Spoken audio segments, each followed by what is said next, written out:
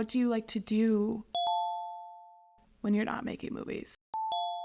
It's because you're a serial entrepreneur, you've kind of done a lot of different things. So like what has like those experiences been for you? How much time do we have? I guess. So I started, a marketing agency probably when I started doing the filmmaking thing too, because you make a movie once every 3 years if you're lucky, and you usually don't make enough from the movie to live those 3 years. I think part of it is I love learning and I love research, and I love going deep into things, and then my brain just works in a weird way where it starts connecting pieces. Mm-hmm. And then for whatever reason, maybe naivety, I'm just like, hey, we can do that. Why not? Actors and creatives have never had this much power and tools at their disposal. Were you involved in the edit? How do you eat? Writing for me also is therapy. In this episode, we're interviewing Matt Osterman, filmmaker, podcaster, and super cool guy. I'm your normal host, also Matt Osterman, giving up hosting duties today to Taylor and Lexi. Please don't forget to like, subscribe, and comment. We work with Matt here at Propellant, and we've noticed that he hasn't gotten the spotlight much in these kinds of videos. Yeah, 20 episodes and not a single one really about you. And I've worked with you for, 2.5 years, something like that. And the stories I've heard are just so great and so funny. And nobody else gets to hear them, so we're definitely here to. So let's torture the rest of the audience. Tease those out of you a little bit. Why do you feel like you usually highlight the guest more? Well, I mean, it's a podcast where we're interviewing other people, and it would be weird to inject too much of my own story in that. So I tend to hesitate to editorialize a whole lot on that and just let the guests speak for themselves. Mm-hmm. No, your career is kind of a little all over the place too. Like you started all the way back in the blue zones and the very thing. So maybe like walk us through what that was, like your whole career path from basically college. I interviewed for a job at what was then called the Quest Network with a gentleman named Dan Buettner, and learning about him, he had 3 Guinness World Records for long distance endurance cycling. He biked from northern tip of Africa to southern tip of Africa. That's so cool. Yep. And then he biked Alaska to Tierra del Fuego. Is that the entire North and South America? Wow. Okay, so that's like bottom of Chile? Yeah. Is that the bottom? Yep. Oh my God. Very southern tip of South America. Yep. Crazy. And then his third was Minneapolis to St. Paul, but the other way around. Jeez. Oh. The long way. Oh. Yeah. Huh. So through Europe, through Russia, Asia. I mean, there's obviously he had to get on some boats. Boats, right. Yep. Yep. Yeah. So he had filmed all of the stuff, and he had created this kind of educational program where they'd film it and send it to like school children all over the U.S. The internet was a thing. This is like 2003, 4, somewhere around there. Rudimentary, but video over the internet existed. Mm-hmm. And he built this cool little educational program, and he was looking for what was next. And I came on and just helped with a lot of research, and eventually we kind of found out about these areas around the world that have high concentration of centenarians. So that is people that live to 100 and above. Mm-hmm. So what makes these areas special? Why do people grow older there than they do in the rest of the world? And so he, started doing the research, started traveling to these places, started talking to experts, finding some correlation amongst these populations. And then at one point, he was talking to a university researcher who was already kind of on this tip already, and he had circled all these places on the map in blue. And the researcher was calling like the blue zones. And Dan's like, voila, that's the name of, this project. So it started with a National Geographic article. So we got a cover story there. I designed a few pieces to go in that, so I can say I was published in National Geographic, which is pretty cool. That's like, wow. Yeah. A lot of like young people's, I feel like, dreams, because you grow up on National Geographic as like a kid. And Yeah. you're like, oh, I want to do that. It's so cool. Yeah. So Yeah. I mean, Dan gets all the credit for it, for sure. I just was there to help. But it was a really cool job, and it was one of those things where, one day I'm making copies, and then an hour later I'm talking to somebody at the World Health Organization, talking about the project and trying drum up some support. But yeah, he's a fascinating dude, and the Blue Zones has grown. I mean, he was on the Oprah show, now numerous New York Times bestsellers. It's kind of become this little mini empire, and to say that I was employee number one of it is pretty cool. Cutting edge for Yeah, sure. yeah. Did you find out what linked people who lived that long? The secret? A bunch of it's DNA, right? So you can't control that, but there are a few things, and mostly environmental or social, that we found that help. Having a close group of friends throughout your entire life gives you extra reason to want to be social, to get out, to talk about your feelings, right? A lot of seniors in Western culture kind of become isolated, and that's unfortunate. Another thing, specifically in Okinawa, Japan, was one of the Blue Zones. In Western cultures, when a senior breaks their hip, it's usually not a great sign, because then they become more immobile. They can't move around as much, and there's often a decline in their level of health and happiness.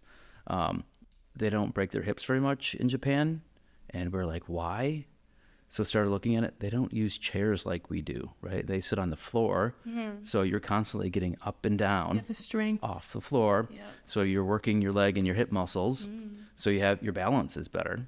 So that was one of the discoveries we made. Plant-based diet, pretty big, but really it was about like gardening and eating a variety of foods. If you're gardening, you're out in nature, you're getting sun, you're being active. Again, you're probably bending down, you're eating the fruits of your labor, no pun intended. Yeah, so a lot of things like that. Abstaining from alcohol is a big one. But I mean, then you find like, a 108-year-old that drinks every day, right? So that's where the genetics come in. But yeah, so we had found all these little fascinating connections between these cultures. People ate it up. Yeah, and they still do. I know the Netflix show was super popular for that and stuff like that. Yep. But kind of where'd you go after Blue Zones? Because that's obviously not where you landed today. So like, what happened after that? Yeah, so at that point, I had already kind of started writing, knowing I wanted to make movies. And I saw a job posting on Craigslist, of all places. I don't think anybody uses that for jobs much anymore. It exists, but probably not what it was. Nope. For a documentary that was coming to town we're looking for like filmmakers to help out, and there wasn't a whole lot else besides that. So I applied for it and got an interview, and it turns out it was a doc being produced by Jon Stewart of The Daily Show, who was like at the pinnacle of his powers back then. And the director Aaron Lubarski out of New York City was coming to town, and they wanted to film Vikings fans for a whole year. So it was not about football per se. It was about fandom and what kind of people will really follow their team to the ends of the earth, ride or die. They design their life around the football team. So I got hired, worked on that for a year, following these football fans around, got to go to all the tailgates, a bunch of games, got to know these people really well. But it was really about the philosophical journey that fans go on. So it's like birth, death, rebirth. Yeah, Vikings fans know that cycle. Yeah. And this Really is intimately. and this was back in like 2005 when the Vikings, Dante Culpepper, Randy Moss are expected to win it all. So excitement level was way up there. Yep. And of course, the dreams were dashed Highs are highs, lows once are again. lows. Yep. You have to be pretty strong to remain a Vikings fan. Not be a fair weather fan either. Yeah. It's like, I know I'm in the fair weather fan boat on that side of things. Yeah. If we're good, that's cool. I mean, there's the people that are getting tattoos and painting vans purple and gold and, really living their life around it. When super fans would drive down from Calgary every single Sunday, Crazy. It was really fun. And we had some of the people we're following died in the middle of it. So then their family was like, no, keep going. We want to be part of this because it was important to them. It was, I'm really proud of it. Yeah. One quick story though, we were, I don't remember when it was, but halfway through, we got a DVD from John and the production company, and it said pilot of the Colbert Report. I'm like, the Colbert Report? I'm like, oh, that's the guy that sometimes is Steve Colbert is on The Daily Show. And they're like, no, it's Colbert. I'm I'm like, okay, whatever. We watched it. I did not get it because he was playing a character, kind of this like right wing kind of buffoon, like boisterous guy. I'm like, this is weird. It's not going to make it. And then, fast forward a couple years, most popular show on TV at that point. And now, that's crazy. And now he's a huge star, right? Yeah. But yeah, I did not see it at the time. You're like, I want to bet on that one, kind of making Nope, I didn't. Wasn't in on the joke on that one. Yeah. Interesting. I know that was the kind of the start of your film career. I know you were kind of writing the whole time during that process too. So where did you find yourself after that kind of year of following super fans around? Yeah, so I had been writing. I think I maybe had done a couple shorts at that point, really bad shorts that no one will ever see. Sorry. They buried. No one can find them. Yeah. Some they time are capsule buried. somewhere. Yeah. I probably have a mini DV or a DVD somewhere with them, but yeah, maybe someday. But I was writing a feature at that point, and having done both of these projects, which were like moderately high profile, at least for the area, it gave me the confidence to be like, you know what, I can go do a feature on my own too. So I wrote this kind of low budget supernatural thriller type thing, and it was probably a year or two after the Sportsfan thing wrapped that we went and shot it here locally for $25,000. No, nice. What year was this? So 20. I think we shot it in 2008. 2008. Yep, and then it came out a couple years later. But, Nice. Was that Ghost from the Machine? Yeah. That was the movie that kind of kicked everything off. We made it for no money. Everybody just kicked ass on it, and I was editing the feature, and I got kind of exhausted editing the feature version. So I'm like, I'm going to take a break and cut the trailer, which is like not easy either, but I didn't know what I was talking about. Different. Yeah. It was just different. Yeah. So halfway through editing the feature, we cut a trailer and put it online. So this is like 2008, 2009. So like, I don't know if Facebook was around, but social media was around. Yeah, things were definitely around. Put it online, and it was like the 2009 version of viral. Like all of the genre websites picked it up. It started getting shared everywhere. Next day, literally, like my phone was blowing up with calls from agents, managers, studios. Like it was one of those stories. That's fun. But they're like, "Can we see the movie?" I'm like, "It's not done yet. Sorry." I think people really, Hollywood's, as much as it is an entertainment industry, is an information industry too. Everybody needs to know who's making what's working, what's not working, who's working on it. And because we made it outside the bubble, I think people were, what is this thing? How do we not know about it, right? So as much as they were interested in knowing about the movie and seeing about the movie, they wanted to find out, like, who are these people doing this, So I don't know if it was like 3 to 6 months later that we finally had a cut. In the meantime, we got accepted to a thing called the IFP Filmmakers Lab. It's like 10 people or 10 filmmaking teams in the country get selected for it. They fly out to New York and get kind of mentored. So we got selected for that too, which is cool and super validating. And then, ended up, finding a sales agent out of it. I got representation, and then, off to the races with that movie. Traveled the world on festivals. Universal bought it for a big budget remake. It was kind of one of those crazy stories that just, made my career. What's the film festival circuit like? I know a lot of people can say it's kind of exhausting. With it being your first film, was it more exciting? It was amazing. Yeah, it was so fun. I did travel everywhere. Like, it played in Europe, a couple places. They weren't going to fly you out, and I was poor, so yeah, you do what you can, right? Good luck, But we premiered at a festival called Fantasia in Montreal, which is one of the world's bigger genre festivals, to a sold-out screening. Like, a writer from Variety was there, and like got to hang out with him, and he ended up writing a really nice review. But they just did a really good job of supporting the filmmakers, and I think they maybe even flew us there, which was great. Oh yeah, that's super nice. But just to be amongst other filmmakers too was pretty great. You kind of feed off the energy in the crowd there. Yeah, totally. And then, like, it played at a fest in San Fran, so I just flew out there by myself and walked around San Francisco for a day, which is pretty great. Lots of hills. Yeah. So it's the best way to connect with audiences. I learned a lot about audiences doing that when you see your movie 10 times in a row with different groups of people, you kind of learn how they, react to certain parts. Like one quick story on that is, the movie is supernatural thriller, but it's also has some humorous aspects to it too.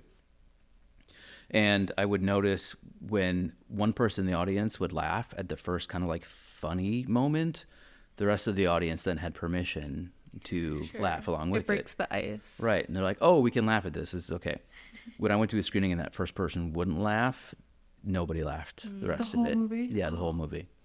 So I know later in the run, I would go, and if I didn't hear the first laugh, I would add my own laugh to it. Just like, it's okay. It's like you can laugh here too. permission. Yeah. Yep, but I think that goes a long way to talking about the communal experience of Theaters. being in a theater, Yeah. right? How we all kind of weirdly connect, Yeah. and you feel things in a different way that Yeah. you don't quite get, sitting. I feel like a comedy is usually better in a theater, and then you watch it back at home, and you're like, it's not as funny because you don't have a crowd of 50 people laughing along with you. Yep. And I think horror too, right? For sure. Horror, you can really, Yeah. you could really feel the energy. Mm-hmm. I don't know if science has described what that is, but everybody knows it's a real thing. Yeah. Mm-hmm. Yeah.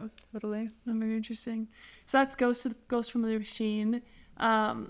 I know you have 400 Days, and I believe that one came next. So how did you kind of stumble into that one? Shortly after Ghost from the Machine, the next script I was writing was a contained kind of sci-fi thriller piece. I had learned about this fake mission that was, I think, between Russia and the United States and maybe a couple other countries called Mars 500, where they put a bunch of astronauts in a fake simulated mission to Mars just to kind of test what would happen. I'm like, oh, this is a movie. So I wrote the movie version of it. Weirdly ended up talking to some of the Mars 500 people that went on that mission. Oh, no way. Yeah.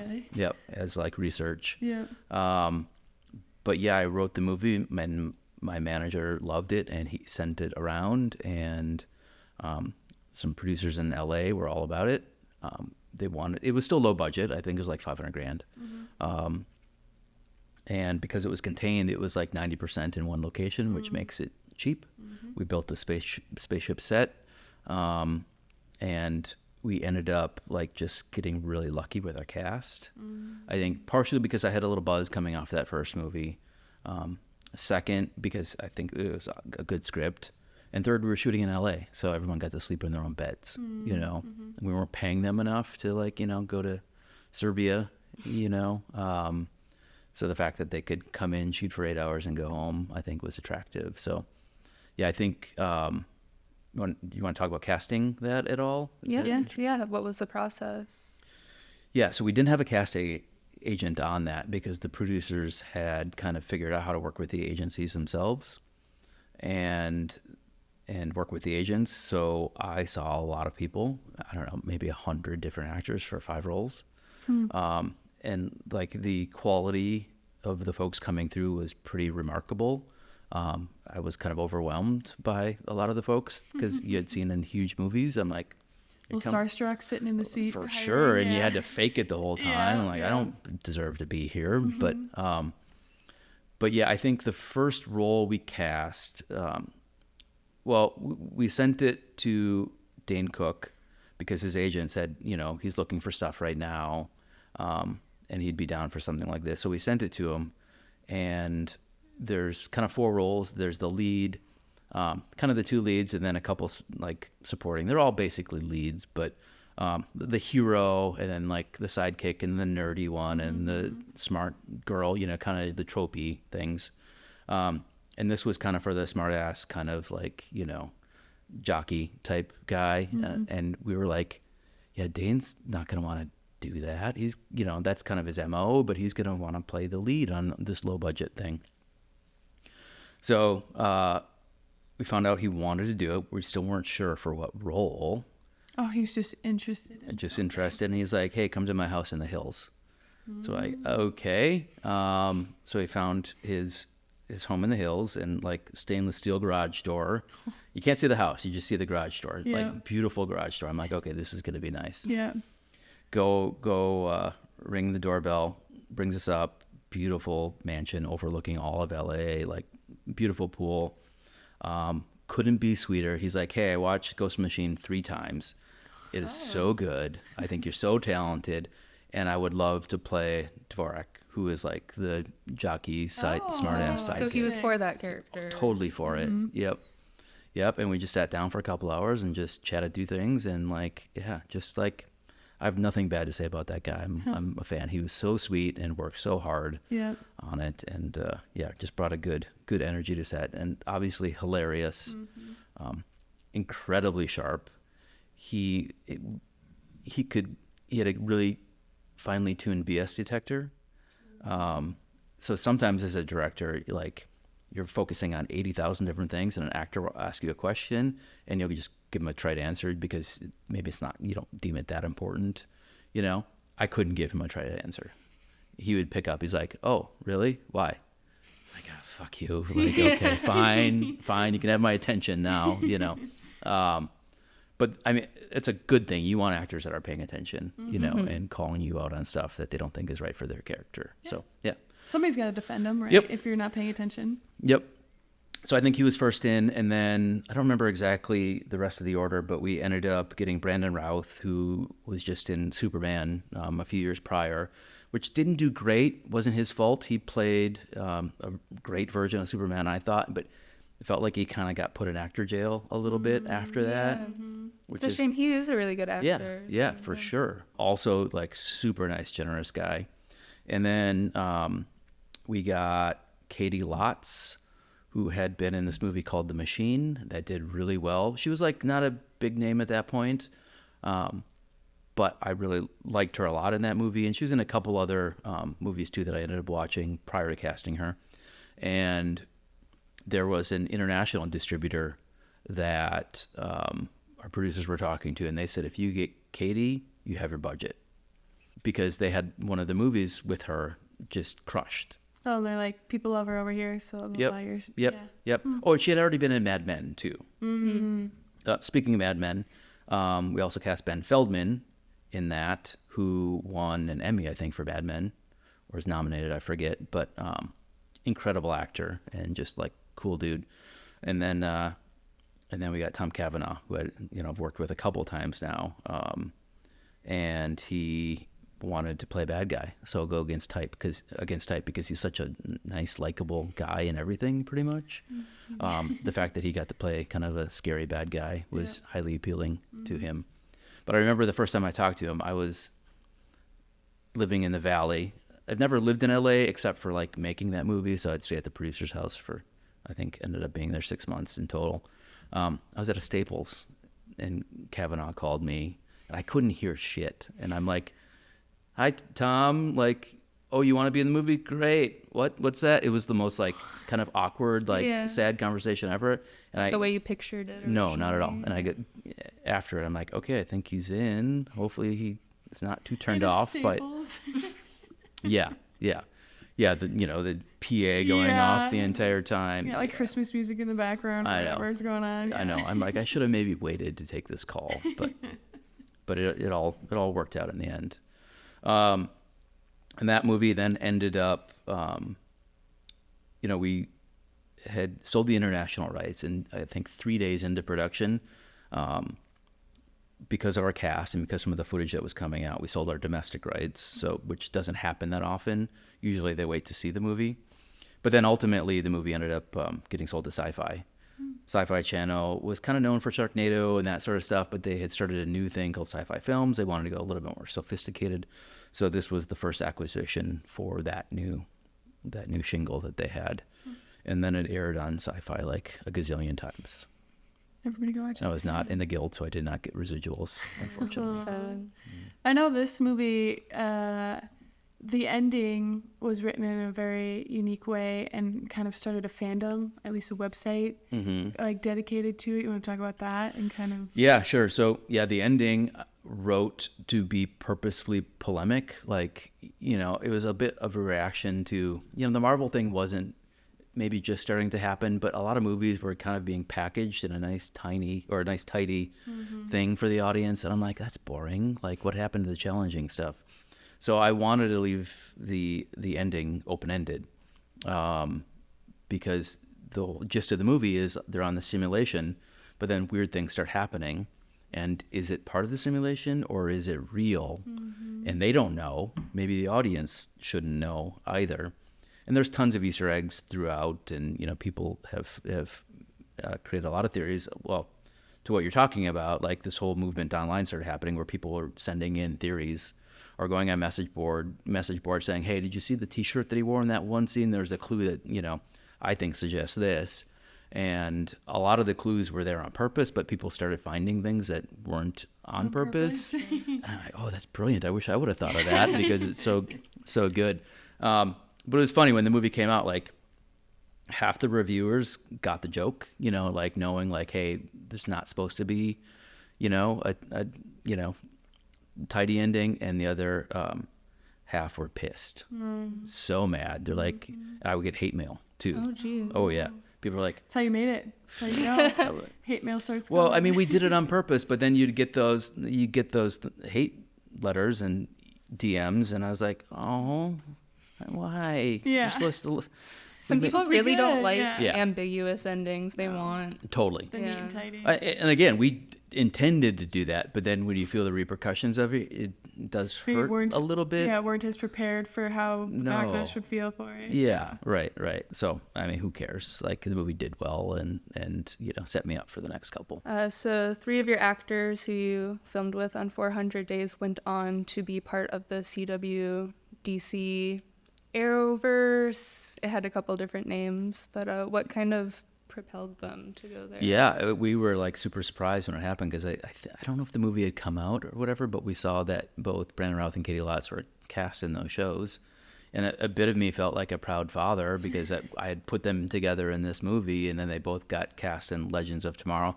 I'm sure they had careers, well before me and well after me, so we probably had nothing to do with it. I just thought it was really cool that they both got cast in those shows. And Brandon having his superhero legacy too, it was great to see that he got to pick up that mantle again and play in that world, which I think he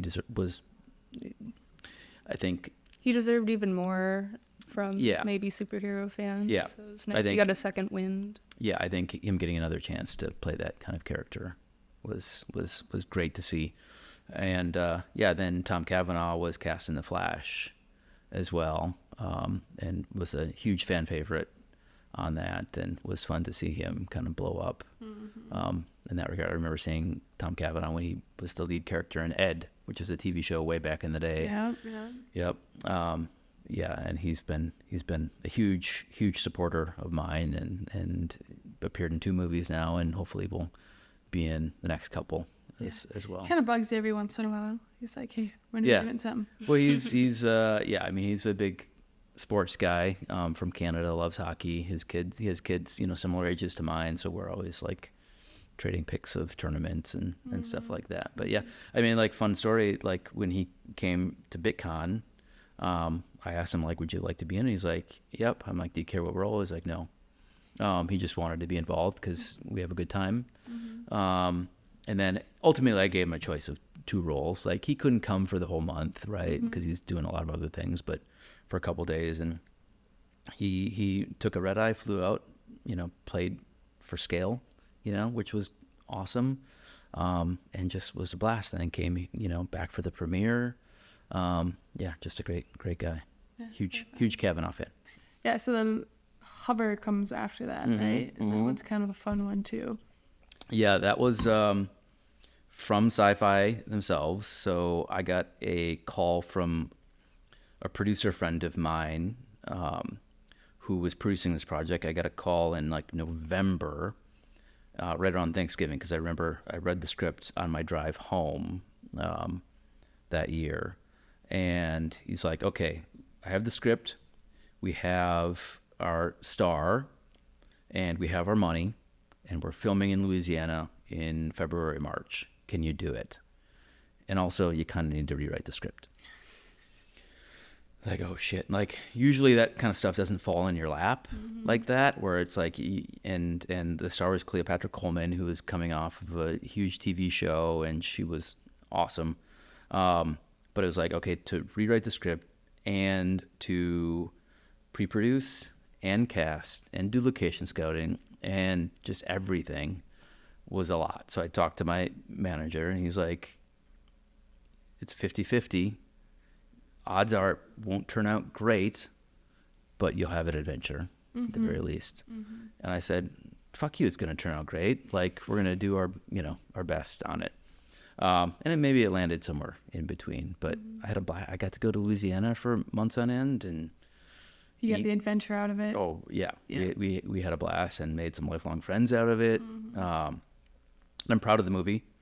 It's a killer drone movie, so I tried to make it into a 70s thriller. And we got part of the way there, I think. Then your last movie would then be BitCon, Yeah. right? And that came out recently here. Yep. Yeah. So, I have a family with a couple young kids, and, the previous two movies I had to go on location for a couple of months and be away from them, which is like part of the deal. And like, woe is me, I'm a filmmaker. I have to go, sleep in a hotel. There's consequences of that, though. You're right. Could be a lot worse. I don't want anybody to feel sorry for me, but I wanted to not do that for my next one. I wanted to also sleep in my own bed and be around for the kids. And I just believed so much in the Minnesota filmmaking community that I'm like, we can do this here. We just need to prove it. We built a team, raised some private equity, shot it here locally, had an amazing experience, and we did have the talent here that could pull it off. But that was, I think we wrapped 3 months before COVID shut everything down. Lucky with that. We were totally lucky. If it would have been 6 months later, we wouldn't have been able to do it. But post-production was really hard, because a lot of editing is solitary, but on a feature, it's collaborative. You're working with people, and you can't be in the same room, so we're just trading files back and forth all the time, and not as great. So it took forever. But again, first world problems. Yeah, you're planning to re-release this movie, correct? And you're changing the name to it. Do you want to say what the new name is and why you're re-releasing it? Yes. I mean, so we did a director's cut, so it's a completely new movie. I think we cut 7 minutes out of it and moved a whole bunch of things around and had some fun with it. Looking back now, it's things maybe we should have done from the get-go, but time and space, Right, yeah. But yeah, when we released it under BitCon, this is a funny story. Cryptocurrency was kind of all buzzy, and then it had tanked. And there were a lot of scams, a lot of bad players around. And Meta, for example, owns Facebook and Instagram, kept shutting our pages down. And we're like, why? We're a movie. I think we couldn't advertise for it. Taylor, you were involved in this. Yeah, we couldn't end up even advertising just because the name was BitCon. And then start adding Bitcoin and then the name con together, like people don't want to be conned out of Bitcoin, essentially. It's kind of a bad name for a scam. You're just telling people like this is a con. Well, I mean, here's the irony. Like the script and in production, the movie is called The Fence and the Fox. I again wanted to go like a 70s thriller vibe, and the distributor and the investors were like, yeah, that's not very commercial. Can we come up with a name that's a little bit more commercial? So we thought, and then eventually landed on the name BitCon, Bitcoin and con, right, mashed together, thinking it'd be more commercial.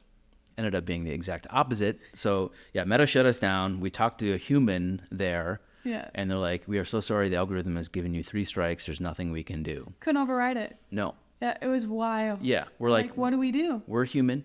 You're a human. This is a movie tangentially about cryptocurrency.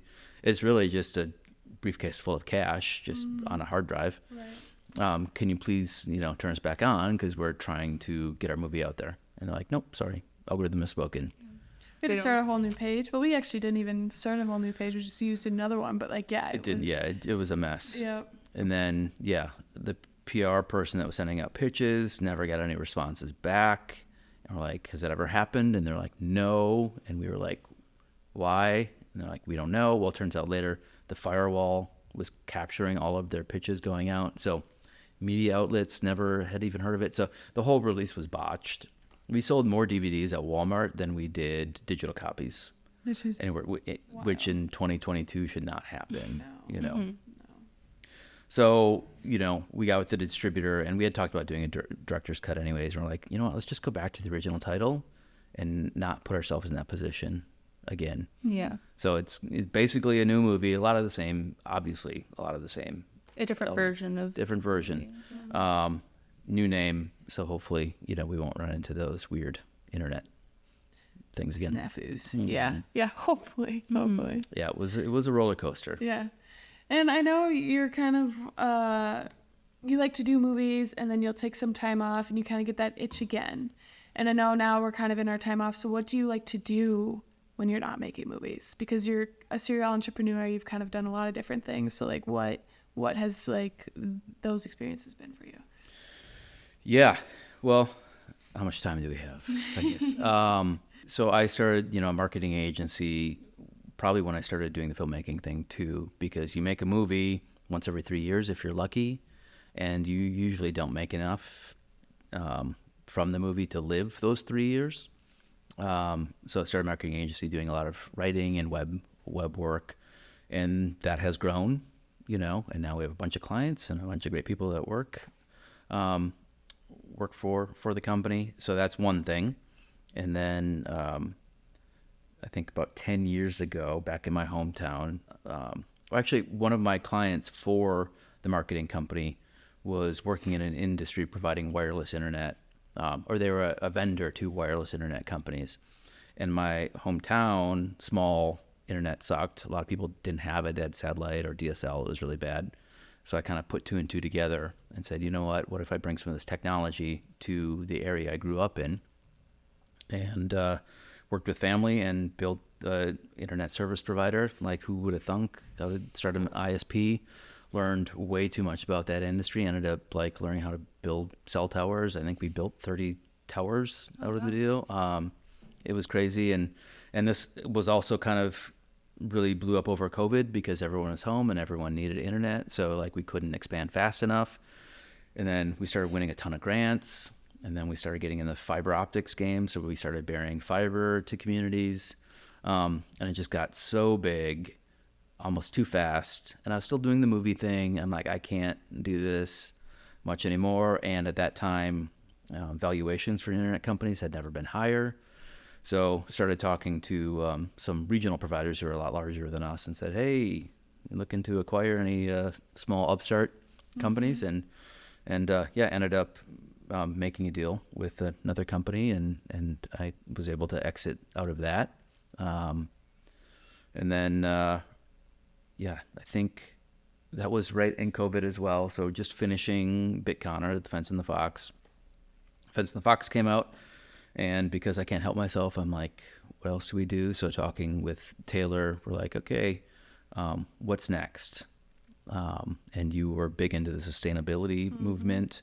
I was feeling frustrated about like lack of personal things we can do about climate change. And then we got introduced to Timber HP, this company in Maine, producing wood fiber insulation, which was carbon sequestering, carbon negative, high performance. Like, it checked all these boxes. We talked to them and said, hey, are you going to bring it to Minnesota at all? And they're like, no. And we said, can we? And they said, sure. So now we have truckloads sitting in a warehouse, and we're talking to builders and architects. City planners, everybody. Yeah. So that's starting to take off now too, which is really fun. So it also feels good because we are, you know, trying to make the world a better place with it. One home at a time kind of deal. Yeah. I don't know. I could probably keep going, but that might be enough. Just got lots of little things here and there. So why do you think you kind of have such a varying depth of experiences from filmmaking to internet service? Is there like a common thread that kind of like ties these all together for you, or is it just kind of like you float on the wind and wherever it takes you, you kind of land and start Forrest Gump? Yeah. Maybe there's a little Gumpian thing to it. Maybe. I think part of it is I love learning and I love research, and I love going deep into things, and then my brain just works in a weird way where it starts connecting pieces. And then for whatever reason, maybe naivety, I'm just like, hey, we can do that. You know, why not? I think it's like a no-brainer kind of. Somebody should. Like, yeah. You know, it's always like somebody should do that, and then enough time goes by and nobody did it. I'm like, oh shit, I guess maybe missed out. maybe I should. But yeah, I've been super fortunate so far to have, you know, a little bit of luck in everything I've tried. I've obviously failed a ton too. We don't talk about those. But yeah, I love learning. I love research. I love collaborating. I love building things. I think maybe that would be the common thread, is like when you're staring at the blank page for a script and, you know, you hit the last, you know, page 98, you hit the end or fade out, like, okay, that didn't exist before. And same thing with like companies or podcasts, you know, that didn't exist before you put it into the universe. And that building thing is like the best. That's the best feeling, right? It's hard, but that's what makes it worth it. Yeah. Do you want to talk about building this podcast at all? Like what you felt was the need to create something like this and why you're still doing it? Yeah. As a little child, I just had always wanted to be, you know, on a podcast. You know, I'm just kidding. He was a bro from day one. Yeah. No, they did not exist when I was a child. No, and I don't prefer being on this side of the camera. I prefer being on the other side of it. But I started for a couple of reasons. One, people like Taylor kept telling me I needed to. Yes, I was after BitCon, he was kind of like searching. We were doing a little soul searching with Matt of like what Therapy, maybe. Yeah, a little bit. Yeah, career therapy. Like what should I do now? Because I mentioned previously, he kind of like goes on a break for movies until he gets that itch again. And he didn't have the itch anytime soon, especially with how much of a struggle it was to like release that movie.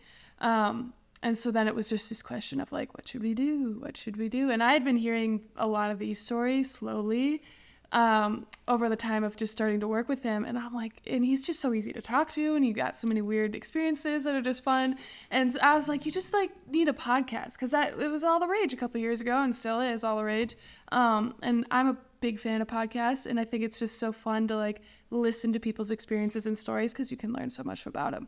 And I'm like, what a better thing to do? And you were kind of like looking for something like almost like educational, or like trying to like... I didn't want to do it. Yeah, you did it. But you were like trying to like, I want to provide value. And you just didn't feel like you could provide the I don't value. like talking about myself. No. I don't like being on camera. No. Yeah, you're definitely behind the camera and bringing in the value more than putting out the value. And I think that was probably ultimately what convinced me to do it, was like, I'm having a lot of these conversations already, like over beer or coffee with people. And they're cool, and they're interesting people. Right. And they have a lot of value to add too. And I was like, you know, we should be celebrating these folks as well. And if I can be the conduit for that, great. And yeah, it's kind of been awesome.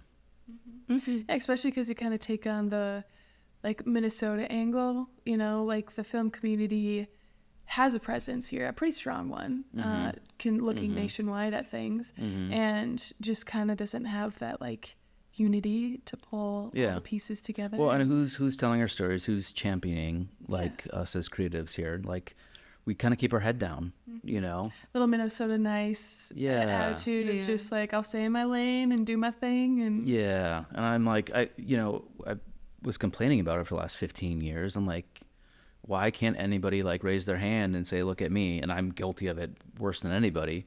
But I'm like, we need to, you know, toot our own horn a little bit. And so, yeah, all of those things kind of came, you know, to fruition, and we're like, okay, let's do it. Yeah. And here we are. All right. I got some kind of fun questions for you now. So some pretty crazy things kind of go down behind the scenes in Hollywood. What would you say is the wildest thing that has happened maybe to you on set, or like that you've been a part of on set? I don't know if I can share any of the really juicy Hollywood stories, but like I have some fun stories from my time in Louisiana, if that'd be good. Yeah, totally. When you are filming in Louisiana, you have to get, I'm going to get this exactly right, but you have to get permission either from the parish police, and the parishes are like the counties essentially, or like the state patrol, depending on where you're filming. The jurisdiction kind of falls. Yeah. So we had this one setup where it was like a stunt driver having to drive a car and like do crazy spins. A whole other story there too. But we got permission, I think, from the State Patrol, and they came by and made sure everything was cool and whatever. On our way back, there, I think, was 7 or 8 crew members that get pulled over by the parish police. And our sound guy ended up going to jail because they found drugs on him. He swears they were planted on him, and everybody in the crew is like, yeah, they do that. I was like, really? And they're like, yeah, they do that. Oh, they wanted to bring it down. Now, our sound guy, if you know him, sweetheart, you're like, probably does drugs. But everybody's like, no, they definitely do that down here. I'm like, really? And yeah, that's crazy. They definitely. So do you think, like, you got the approval from the state troopers, right? Do you think the parish, they were pissed, just mad that it wasn't in their jurisdiction? Because I think they get paid. Oh. Yeah. Because you have to like get a permit or something, or you hire them to block off things. Yep. So they were holding a little bit of grudge. Yep. So a bunch of people got pulled over, a bunch of people got searched. He was the one that got pinched. They're just So this was like second or third to the last day of shooting too. So we had our wrap party. He wasn't there because he was still in jail. Oh, no. That's sad. We couldn't bail him out. No, really. Yeah, I think it was like maybe over the weekend or something. It was one of those deals. Yeah. That's rough. So I ended up talking to him after the fact, and it was fine and everything. But crazy story. Yeah, a little bit. One other, Louisiana's like another country. A little bit. I've been there. One other fun story, not like a salacious Hollywood story, but a very Louisiana story. We were scouting, driving around, trying to find locations, and a lot of plantations around there. And so we ended up scouting a lot of plantations, which, as a northern white boy, made me feel a little anxious and awkward. There's 2 plantation stories. One was this really beautiful one that, they kept up, and it was like a tourist attraction. And then there's all these little like white bungalows all over the property. Yeah. And I was talking to my location manager who's from the area. I'm like, what are those? He's like, oh, those are little places you can like rent out, like if you're on your honeymoon or whatever, like little 1-bedroom places. And I like thought about it for a minute. I'm like, are those original? And he's like, yeah, they've been there. I'm like, were they slave quarters? And he's like, uh-huh. And I'm like, people go spend honeymoon? I was like, no, I'm gonna opt out of that. Yeah, insane. Like, I couldn't believe it. And even talking to like a lot of the black crew members afterwards about it, I'm like, isn't that weird? They're like, no. Oh, they didn't find it No, weird. they didn't find it weird either. I mean, they're just born in that culture, right? Yeah, so coming from the outside in, it feels really weird. Yeah. If you're born and raised in that, It's just it's still fucking weird. But, they didn't find it too odd. I'm surprised that like the historical society usually has like a pretty tough crackdown on a lot of like facilities like that just to try to preserve It's Louisiana. They were Louisiana, baby. Yep. And the other one, and this one, I don't know. It's definitely even more sad than that. It was rundown old plantation. Like they had cut off half the house, like boarded up because they couldn't keep it up. Keep it up, yeah. But he was giving us a tour, and he's like, "Let me show the jail." So we go under the house. There's a jail down there, and I'm like, you know who it was for, and I'm like looking around, and there's a fucking bone on the ground. I'm like, "Is that a bone?" And he looks at it. He's like, "Probably an animal." Probably. I'm like, "Probably." I'm like, get me out of here. Yeah. So put the nightmares to bed if you say that. And then we went up in the attic, which is huge because it's this whole, plantation house, and like not finished, but beautiful, and you could have a horror movie up there. He's like, "Let me show you something." Closes the door, and there's scratch marks on the backside of the door. Scratch marks. You could just write a new script based on that one that's plantation. A whole movie itself. Yeah. So we did not film there. I'm like, this place. You don't want a haunted set like The No, Exorcist. just the bad juju alone. I'm like, get me out of here. Yeah. But, to those folks, it was just, It's it was a history, Tuesday. right? Yeah, Yeah. like that's what they grew up with, knowing. It's a normal house in Louisiana. Yeah. Yeah. I mean, the history's ripping, off the walls in that place for sure. Yeah. And I had an absolute blast. The people were beautiful. Mm-hmm. They just had a different relationship with the past, right? Because they lived there and lived it every day. So Yeah. it was. I And got an they didn't read that in education. history books. They could go to the field trips and It was see boring to firsthand, them. and yeah, for sure. Yeah. Yeah. Your last movie, Big Con, a lot of blockchain, very kind of had its 15 minutes of fame in the media. It kind of dies down a little bit now. But what kind of technology advancements do you think the blockchain will have for the film industry? Yeah, blockchain is really interesting. I think where I see the most value in that is digital ownership. In the fact that, we're moving to more and more of a digital society. In the real world, you can say I own this cup, but in the digital world, how do you prove ownership? How do you prove provenance of something? And you get the whole NFT thing with the Bored Apes and all that, and kind of got jokey for a while. But I think the idea that you can prove that you own a piece of digital property is not going away. Mm-hmm. Or you can have something registered on a blockchain that says, I own something in the real world as well. Right now, when you buy a house, you have to go to a title company. It's all paperwork. Right, that has to look it up and do the research to prove that the person selling the house actually owns it, and then they can transfer it. All that goes away on the blockchain, where it's just immutable proof that it's there. Mm-hmm. So it's inevitable that the blockchain is going to take off, as far as I'm concerned. The meme coins and all the weird little things, who cares? But the underlying technology, I think, is pretty remarkable.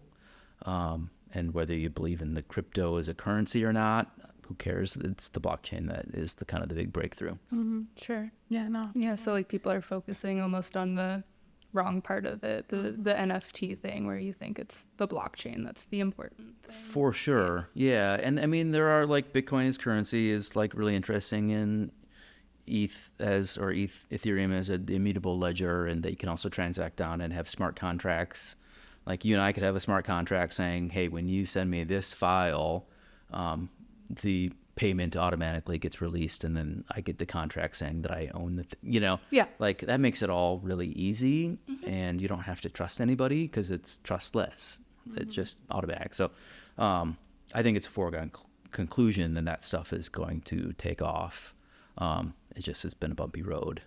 Yeah, I think it's just kind of taken the the coins and the Bored Apes and all those kind of just took over. So I think it almost halted probably the progress it could have had. Yep. Or at least slowed it a little bit to get to some of the nitty gritty of what you could. Yeah, and it was really popping off over COVID when people had a lot of money, mm-hmm. And time. And then, as that started to dwindle, people had less money and the stuff crashed. And then everyone's like, haha, you have a picture of a monkey or a punk that I can just hit save as, Yeah.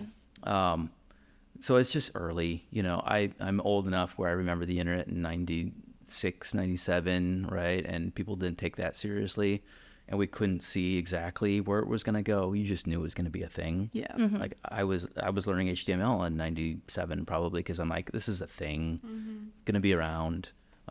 I feel the same way about blockchain. Yeah. It's just, it's too smart.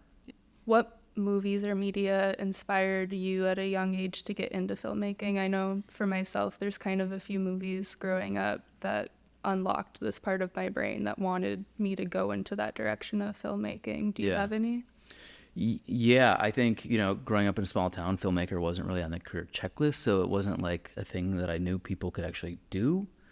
Even though I was aware enough that people did it, but it didn't feel like something that I could do. But I have a very concrete memory of, I was an MTV kid, so MTV came out when I was a kid, and it was super popular in the 80s. It was a big deal. Played actual music videos all day long, and I'd watch them all. Instead of reality television now. Yeah. Yep, exactly. And Michael Jackson's Thriller was a huge album, and song and video. The video was rad, and like turns into a werewolf, and there's dancing zombies, and like for I don't know how old I was, 6 probably. Like that was a big deal. And then they released the making of documentary of that, and I would just watch that over and over and over again.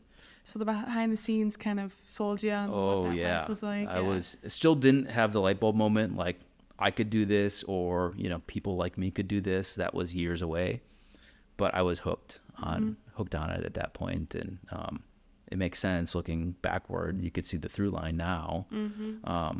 But yeah, stuff like that. And then this was in the age of like cable TV, where it was like you had our 30 channels. Every Sunday, my dad and I would watch Clint Eastwood movies, because that's all that was on. That or Cubs baseball, or like something boring on TBS. So yeah, and my mom was way into movies. I think E.T. might have been my first movie. I always loved writing. I always loved technology and cameras, but never had put it all together till later in life. What movies have you watched recently that you enjoyed or inspired you? Yeah, so my kids actually for Father's Day took me to Inside Out 2, which, we saw the first one and I thought it was great. Same, it's great movie. So they took me to the second one, and a little bit of context. So if you haven't seen the movies, it's about a girl from Minnesota, a hockey playing girl from Minnesota that moves to San Francisco. I have 2 hockey playing girls from Minnesota. So it already hit close to home. This one, Inside Out 2, was a girl that was turning 13, going through puberty. I have a girl that turned 13 the week that we saw it, and going through some of these changes too. So I think her mom and we appreciated the movie more than she did, because we got to see it, From happening. the objective perspective. It was kind of like a documentary, in a lot of ways. Yeah. We didn't move to San Fran. That would maybe be the big difference. But yeah, incredible movie. Like the way that they talk about, mental health and what's going on in a kid's brain, just was like super unique and interesting, and like nuanced in a very respectful way that was just accessible, to everybody. You could understand it. Like 4-year-olds could understand it, and 94-year-olds could understand it. We're like, oh, yeah, that kind of makes sense, even though it was clearly not how the brain works. But there's something about it that just was beautiful and kind of elegant. For sure. Yeah, that movie's like blowing up right now too. It's like breaking records. Yeah, made more than Dune 2. Did you see Dune? I did. Which one's the better movie? I mean, they're kind of the same movie to me. Yeah. They're just in sequence, really. I don't know. Yeah, Timothée Chalamet's little emotions inside his head during Dune 2. I'm going to do a collab between Inside Out and I Dune. can see it. I think anxiety was definitely taking control. For sure. A little bit of, I forget the anger. What his name was, but we Just saw anger. I think. Yeah, we saw a little bit of that too in Dune 2. So you've been around the Hollywood scene enough, right? Kind of in and out as you're making your movies. What advice would you give somebody trying to break into the scene now, given the kind of current turbulence of the industry, how things are a little bit shifting? Like, if you were to do it right now, what would you do? Yeah, as of right now, mid 2024, the industry's in a really weird spot. It's never been easy to make movies, like ever. It's arguably the easiest it's ever been to make movies, but the hardest it's ever been to make money off of them, or to monetize them or make a sustainable career. Because streaming kind of has come along, and they were acquiring movies for a while. Now it's all originals. Hopefully they'll come back to acquiring. And just the amount of buyers out there has really kind of shrunk. Meanwhile, the means of production and post-production have never been more accessible. So I think my advice for people is just don't wait for permission. Just start making your own stuff. Go out and film stuff. Get better. Show it to people. Finish. Respect contributions of others, and just rinse and repeat, and be so good they can't ignore you. Right? If you just keep making stuff that is good, people will come calling, and or you'll build your own audience, and you don't need those assholes. storytelling is not going away. It's evolving. How people view and watch is definitely changing. I think people maybe need to get out of the 16 by 9, 90-minute box a little bit, because viewing habits are changing. But, digital series have never been more popular, No, I shorts. limited series. Yep. So there's a lot of different ways to attack it. I think VR is going to be a thing. Storytelling VR is going to be a thing too. Mm-hmm. Not too many people playing in that world right now. It's not that expensive to film, stuff in VR. It just takes some curiosity. Might be a few years away from that actually working, but now would be the good time to kind of lay the groundwork and experiment and be one of those early adopters. But yeah, I would say don't play the Hollywood game and, write something good, wait to get a representative, wait to have a studio say, we anoint you, don't wait, just do it. Yeah, that sounds advice to me. Mm-hmm. What do you think is in the future for Matt Osterman? Loaded question. Well, there's so many things going on. It's exciting, whatever it is. Yeah, we have a lot of irons in the fire, right? Like, I'm loving doing this podcast. Just meeting people and having these sorts of conversations is like just fun for me. So hopefully we get to do this for a long time. I am going to start getting more into, I think, producing and helping other people tell their stories.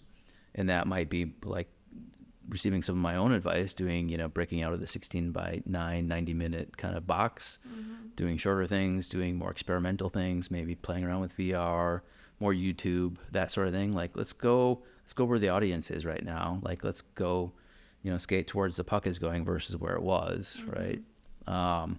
So that's going to be fun. We're having a lot of fun doing this sustainable installation business called Cloud9. That's really starting to scale. I do want to start, doing some more leadership and education in our local market. So maybe starting something up like a lab where we can find these underserved voices or folks that, don't know or don't have the means to do, stuff on their own and need a little help. Yeah. I think that would be a lot of fun. Yeah. So yeah, tons of things. Yeah, lots of options. For yeah. That's for sure. Well, yeah, no, I think that kind of gives everybody like a really good insight into at least what you've done, kind of what you want to do, and like who you are as a person, and kind of how you came to this whole thing. Well, thank you. Yeah. It's weird being on the other end of it. Yeah. But No. Yeah. I think it's a lot of fun. Thank you for sharing your story. Yeah. Well, thank you for surprising me with some questions. It was fun. Yeah.